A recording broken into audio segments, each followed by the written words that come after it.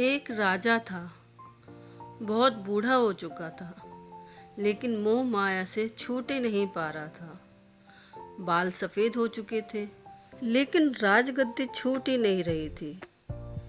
एक दिन उसने अपने दरबार में एक भव्य उत्सव रखा। आसपास के राजाओं को भी उसने उत्सव में बुलाया। उसने अपने गुरु को भी बुलाया और उत्सव को रोचक बनाने के लिए राज्य की प्रसिद्ध नर्तकी को भी बुलाया गया। राजा ने अपने गुरु को कुछ स्वर्ण मुद्राएं दी ताकि वह नर्तकी को नृत्य के बाद पुरस्कार में वह दे सके। रात भर नृत्य चलता रहा। सब आनंद से झूम रहे थे। सुबह होने ही जा रही थी कि नर्तकी ने देखा तबले वाला नींद में ऊँग रहा है। वह झपकियाँ ले रहा है, जिसके कारण तबले की ताल धीमी हुई जा रही थी और नृत्य भी धीमा पड़ने लगा। नर्तकी ने उसे जगाने के लिए एक दोहा पढ़ा। बहू बेटी थोड़ी रही, पल पल गई बिताई, एक पलक के कारणे ना कलंक लग जाए। इस दोहे को जैसे ही सबने सुना तो सब सजग हो गए, जैसे उन्हें कोई गहरा ज्ञान मिल गया हो। सबने अपने अपने अनुसार इस दोहे का अर्थ लिया। तबले वाला सतर्क होकर तबला बजाने लगा। सब लोग दोहे की बहुत प्रशंसा करने लगे। नर्तकी ने वो दोहा फिर से पढ़ा। बहू बेटी थोड़ी रही, पल पल गई बिताई, एक पलक के कारणे ना कलंक लग जाए। इस बार राजा के गुरु ने सारी मुद्राएं नर्तकी को दे दी। नर्तकी ने फिर दोहा पढ़ा तो राजकुमार ने अपना मुकुट उतारकर नर्तकी को सौंप दिया। नर्तकी दोहा फिर पढ़ने लगी। इस बार राजकुमारी ने अपने गले से अपना कीमती हार निकालकर नर्तकी को दे दिया।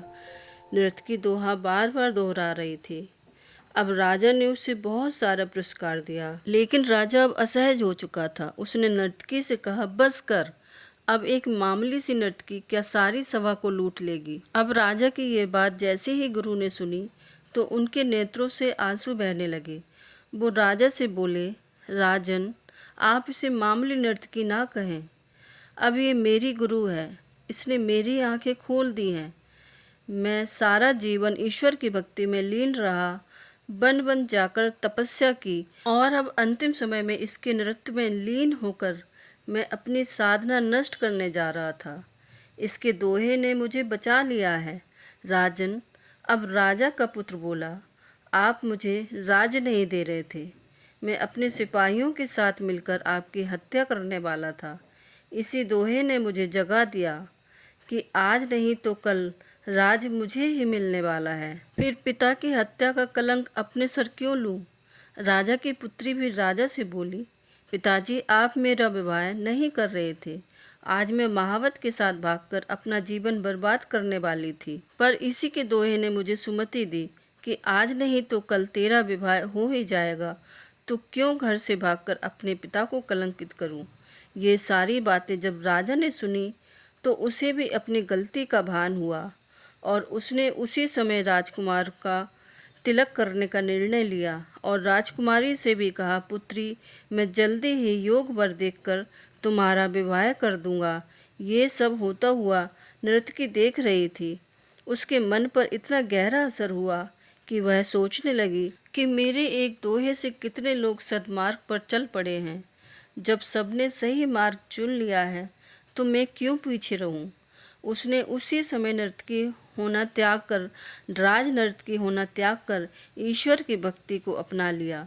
कभी कभी हम जीवन में बहुत कठिन रास्तों से गुजरते हुए अपनी मंजिल को बस पहुंचने ही वाले होते हैं कि ठीक उसी वक्त हमारा सब्र टूट जाता है और हम हिम्मत हार जाते हैं, रुक जाते हैं, ठहर जाते हैं। कहते हैं ना कि कश्तियाँ अक्सर किनारों पर ही डूबा करती हैं। यह बात बिल्कुल सच है कि मंजिलों पर पहुंचने से ठीक पहले ही सब्र टूट जाया करते हैं। इसलिए जब भी ऐसा लगे कि आप अधीर हो गए हैं, धैर्य खत्म होने लगा है, तो बार बार इस दोहे को दोहराएं। बहू बेटी थोड़ी रही, पल पल गई बिताई, एक पलक के कारण क्यों कलंक लग जाए। फिर देखना आपके अंदर आगे बढ़ने की हिम्मत आ जाएगी, सब्र आ जाएगा, अधीरता खत्म हो जाएगी। याद रखना दोस्तों, धैर्य रखना उन गुणों में से एक है जो परमात्मा को सबसे ज़्यादा पसंद है।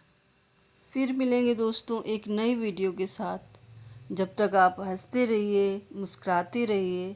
आपका दिन शुभ हो। वीडियो अच्छा लगा है तो लाइक कीजिए, ज़्यादा से ज़्यादा शेयर कीजिए और सब्सक्राइब ज़रूर कीजिए।